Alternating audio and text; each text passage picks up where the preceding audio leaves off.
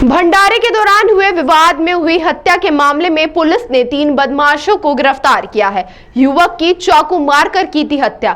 यह पूरी घटना कुलकर्णी भट्टा की है। इंदौर के परदेसीपुरा इलाके में एक भंडारे के दौरान हुए विवाद में 3 बदमाशों ने एक युवक की चाकू मारकर हत्या कर दी थी, जिसमें मृतक की पहचान कुलकर्णी भट्टा निवासी धर्मेंद्र उर्फ गोलू पिता मदन लखवाल के रूप में हुई थी, जिसमें मृतक गोलू अपने भाई के साथ कुलकर्णी भट्टा में आयोजित भंडारे में खाना खाने गया था।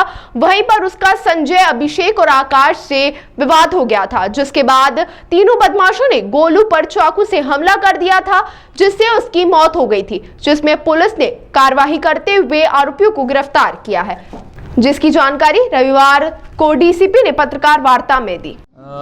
दिनांक 1 मार्च को एक फरियादी हैं देवेंद्र लखवाल, जिनके माध्यम से सूचना प्राप्त हुई थी कि कुलकर्णी भट्टे के पास में एक भंडारे का आयोजन किया गया था, जिसमें उनके भाई, जिनका नाम था धर्मेंद्र, वो भी उपस्थित थे। वहाँ पर खाना परोसने के दौरान में सेव की बात को लेकर के कुछ विवाद हुआ, जिसके कारण दोनों पक्ष आपस में लड़ाई झगड़ा करने लग गए थे, जिसमें जो 3 अन्य लोग हैं, संजय, अभिषेक एंड आकाश, इन तीनों के साथ में इनका विवाद हुआ। विवाद के दौरान में झूमाझटकी हुई, जिसके दौरान एक चाकू के माध्यम से अभिषेक के द्वारा जो मृतक है उस पर हमला किया गया। हमला करने के पश्चात में वह घायल हुआ। घायल होने के पश्चात उसे जब अस्पताल लेके जाया गया तो वहाँ पर इलाज के दौरान उसकी मृत्यु हुई है, जिस पर से सूचना मिलने के उपरांत में एक मर्डर का मुकदमा पंजीबद्ध किया गया है। इसमें तत्काल गिरफ्तारी के प्रयास जारी किए गए थे। महज 24 घंटे के अंदर में तीनों आरोपियों को गिरफ्तार किया गया है।